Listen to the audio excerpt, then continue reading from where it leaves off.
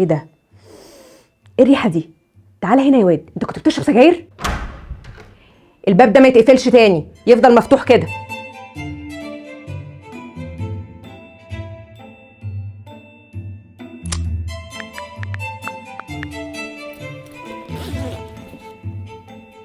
كل اللي حصل ده ما ينفعش خالص.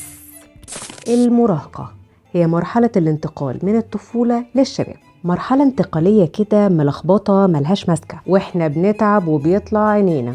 وعلى فكرة العيال برضو بتبقى تعبانة، بس يا سلام بقى لو استعدينا للمرحلة دي من بدري. حتى لو ما استعدناش عادي ولا بيهمنا. هقولك على 9 نقط لو افتكرناهم واحنا بنتعامل مع أولادنا المراهقين يمكن يسهلوا علينا المهمة شوية. رقم 1، التقبل. مبدئيا كده لازم نقبل ابننا او بنتنا المراهقة زي ما هم، بكل عيوبهم وشطحاتهم وجنانهم، ولازم يوصل لهم ده انه مهما عملوا في بيت وحضن مفتوح لهم دايما علشان خاطر ما يضيعوش مننا. رقم 2، تكوين علاقة صداقة حقيقية مع المراهق، لأنه في الوقت ده أكتر من أي وقت تاني محتاج يعرف حاجات كتير، والأصح إن الأم أو الأب يكونوا هم مصدر المعلومة. وسيبكوا بقى من الكليشيهات بتاعت البنت لازم تقرب من أمها والولد لازم يقرب من أبوه، واللي يعرف فيكوا يقرب ويقدم دعم يعمل كده. رقم 3، لازم ناخد بالنا من حاجة مهمة قوي، إن في الفترة دي بتجد تغيرات كتيرة جدا على الجسم، وهرمونات الذكورة والأنوثة والبلوغ وكل الكلام اللي انتوا عارفينه ده. طيب كأم ايه دورك؟ لازم تاخدي بالك من مظهرهم، وتحاولي ان الهدوم اللي بيلبسوها تكون شبه سنهم،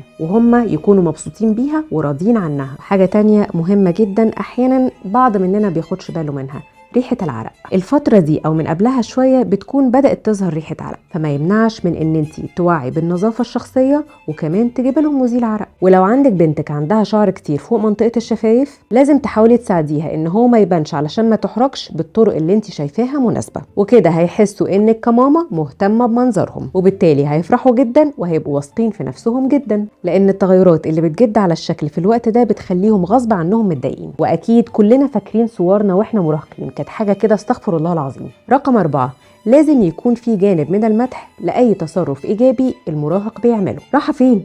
استني كملي معايا بقية الفيديو عشان خاطر تعرفي بقية النقط اللي ينفع نقرب بيها من ابننا أو بنتنا المراهقين. رقم 5، لازم تديلهم مساحة من الحرية وتتكلمي عن ده بصوت عالي. مفيش مانع من ان انت تقولي حبيبتي انت كبرتي شويه او حبيبي انت كبرت شويه، مفيش مشكله ان انت تتاخر ساعه زياده وتقضي وقت مع صحابك. لازم يعرفوا ان انا كأم شايفه ان هم بيكبروا. رقم 6، لازم يكون في مساحه من الخصوصيه. انت اكيد وش كده هتلاقيهم ابتدوا يقفلوا على نفسهم باب الاوضه، وماله مش عيب تقومي انت بقى قبل ما تدخلي عليهم لازم تخبطي، تنبهي على اخواتهم كمان ان هم يعملوا نفس الحكايه. ولما يتكلموا في التليفون رغم ان انا عارفه ان انت عارفه هو بيكلم مين وبيقول ايه، لازم تعرفيه ان انت مقدره ان هو لازم يكون عنده مساحه من الخصوصيه. رقم 7، اديلهم الامان علشان يجوا من نفسهم يحكولك على كل حاجه. واوعي تزعقي او تصرخي، حاولي تتحلي باقصى درجات ضبط النفس علشان الولاد كبروا وممكن بعد الشر يعملوا اي تصرف نندم كلنا عليه لو محدش احتواهم.